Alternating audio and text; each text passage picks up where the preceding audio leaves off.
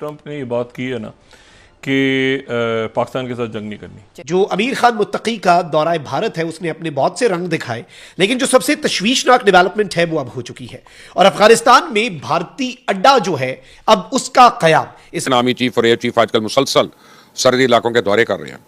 Naval chief रोजाना की बुनियाद पर अपने जंगी बेड़ों के मुआयने के लिए जा रहा है। मोदी सरकार जहां पूरा जोर शोर के साथ जंग की तैयारियां कर रही है, वहां इसने जंगी सनत में खुद नजारी का नया नारा भी अपनी कौम को दे दिया। ये अपनी कौम को यकीन दिला रहा है कि अब हम हर किस्म के लड़ाका तैयार है, जंगी बेड़े और गोला बारूद मकामी सतह पे तैयार करें। ट्रंप की कॉल पर क्या भारत जो है वो उनका जंगी जुनून मोदी का उतर जाएगा? क्या वो अब हमारे साथ जो है वो जंगी जुनून छोड़कर तिजारत पर, मसला कश्मीर पर बातचीत करने पर आमादा होगा? इंडिया ट्रंप की कॉल के बावजूद पाकिस्तान पर अटैक करने जा रहा है, भरपूर अंदाज में अटैक करने जा रहा है। ये बात ट्रंप को भी पता थी कि उसने अटैक करना ही करना है, लेकिन अब सूरत हाल बड़ी वाजिया हो गई है। हुआ ये है कि ट्रंप की कॉल को रद्दी की टोकरी में उठाकर फेंक दिया है और राजनाथ सिंह ने आकर ऑपरेशन सिंदूर का दोबारा तस्करा कर दिया है।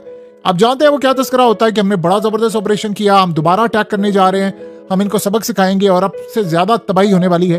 तो ट्रंप की कॉल के बाद राजनाथ सिंह का ऑपरेशन सिंदूर को दोबारा कहना और ये सब करना क्लियरली इंडिकेट कर रहा है कि उन्होंने ट्रंप की बात को उठाकर रद्दी की टोकरी में फेंक दिया है कि अब तुम 15% टैरिफ लगाओ, 20% लगाओ, हमें परवाह नहीं है, हम पाकिस्तान पर अटैक करने जा रहे हैं और तैयारियां उनकी भरपूर हो चुकी हैं। यानी ये अटैक अब दुनिया की कोई ताकत अब इसको नहीं रोक सकती। जो राजनाथ हैं वो कहते हैं कि हम जो ब्रह्मोस मिसाइल हैं पाकिस्तान का एक एक इंच जो है वो उनके निशाने पर है। हमारे जो जेफ थंडर ने वहां पर अजरबैजान तक जो है वो प्रवास की है नॉन स्टॉप, तो क्या भारत महफूज है हमारे मिसाइलों से और हमारे एयरक्राफ्ट से, हमारे जेट तैयारों से?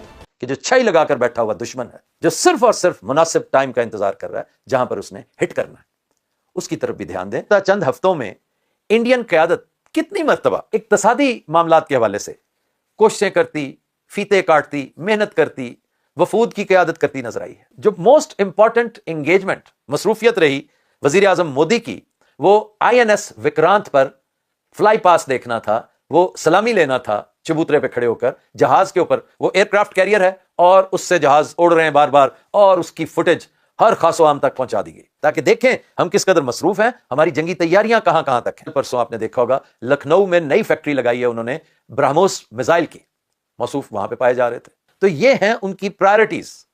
अब हमारी प्रायोरिटीज आप देख लें। मैं ये नहीं कहता कि दोनों तरफ बराबर का काम है, नो।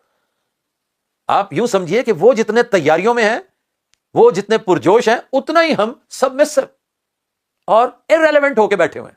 यानी ये तो बात ही कोई नहीं, ज्यादा हम दीगर मामलात हैं। कि वो ब्रह्मोस मिसाइल नहीं ले रहे हैं, अब नए तरह के वो मिसाइल टेस्ट कर रहे हैं। सूरत हाल है कि उन्होंने फैसला कर लिया है कि उन्होंने पाकिस्तान पर अटैक करना है। बॉर्डर पर उनकी फोर्सेस हाई अलर्ट है, मुकम्मल तौर पर तैयार हैं। उनके तैयारे इस वक्त वो भी पेट्रोलिंग कर रहे हैं और उससे बढ़कर उन्होंने S-400, देखिए ट्रंप को ये बात पता है, उसकी जो असेसमेंट है एक एक चीज का उसको पता है कि कहां कहां बॉर्डर पर तैनाती हो गई है, कहां कहां अटैक होने वाला है, किन जगहों पर अटैक होने वाला है। ये उसने अपनी लास्ट अटेम्प्ट की। आप बताइए क्या ट्रंप ऐसी सूरत हाल में, जब उसको यानी अगर पक्का पता ना होता तो क्या वो मोदी को कॉल करके इतनी बड़ी ऑफर करता जब उसको पता दोनों की लड़ाई है कि तुम जंग ना करो, मैं तुम्हें 15% टैरिफ पर ले आता हूं। इस जंग के बारे में भी कुछ दोस्त ये कहते हैं कि यार बस जंग को होती को खास नजर नहीं आती।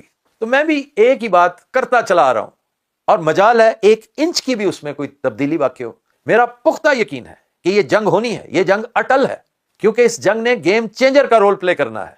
मैं कैसे मान लूं कि इतनी बड़ी डेवलपमेंट्स हो रही हो तो गेम चेंजर ही ना हो? इतनी बड़ी डेवलपमेंट के लिए आप खुद समझदार हैं, एक डेटोनेटर की जरूरत होती है। गेम चेंजर तारीख का डेटोनेटर होता है।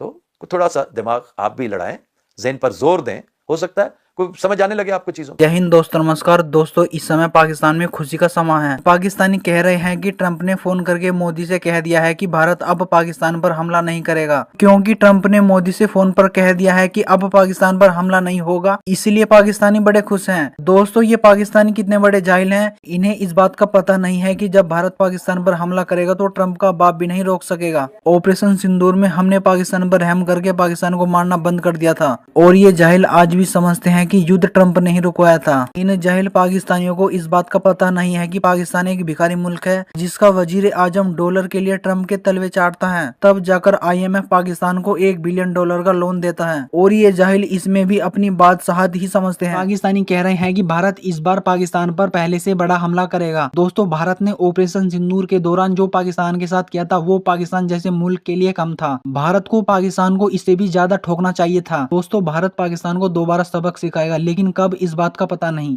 लेकिन जब तक पाकिस्तान इस खौफ में जिएगा कि भारत उस पर कभी भी हमला कर सकता है, ये भारत के लिए और भी फायदेमंद होगा। अच्छा चीमा साहब, अगर कोई इंडियन लीडर ये कहता है कि अगर कोई और दहशतगर्दी का वाकया हुआ तो हम ये कर देंगे, हमारा रिस्पॉन्स वो होगा, सख्त होगा, वगैरह वगैरह, तो हमारी तरफ से क्या कहा जाता है कि माइनर सी भी कोई प्रोवोकेशन हुई तो हम जनाब ऐसा जवाब देंगे कि वो डिस्प्रोपोर्शनेट होगा। How do you read that? और क्या अमन की पॉसिबिलिटी अभी भी है इंडिया के साथ? किस तरह अमन हो सकता है? मैं कोट करूंगा इंडिया के ऑपोजिशन लीडर राहुल गांधी को। उन्होंने कहा था कि तुमने अब भारत और पाकिस्तान की जो जंग है वो दहशतगर्दों के हवाले कर दी है। तुमने भारत और पाकिस्तान का अमन दहशतगर्दों के हवाले कर दिया। इंडिया के ऑपोजिशन लीडर ने ये बात की है ना, तो आप यहीं से अंदाजा लगा लें कि इंडिया के ऑपोजिशन लीडर कह रहे हैं कि अगर दहशतगर्द इंडिया के अंदर कोई कार्रवाई करते हैं तो अब पाकिस्तान और इंडिया की जंग होगी। क्या ये बनती है सेंस?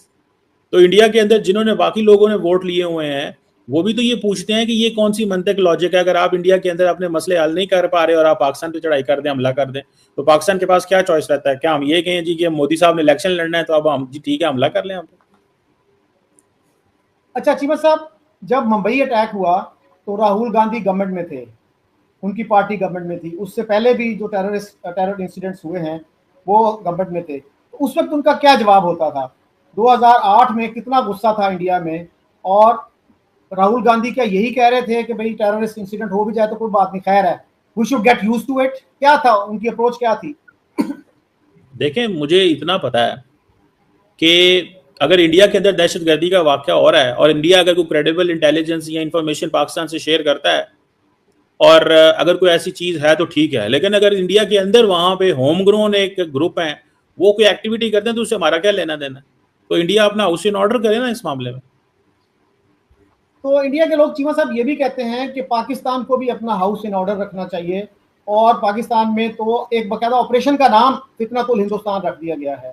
तो इसका मतलब है पहले से ही आपने डिसाइड कर लिया है कि जो भी कार्रवाई होगी वो इंडिया ही करवाएगा। तो आपको पता है कि जिनको फितनतुल हिंदुस्तान कहा जा रहा है वो कब से पाकिस्तान की फौज और हुकूमत से लड़ रहे हैं?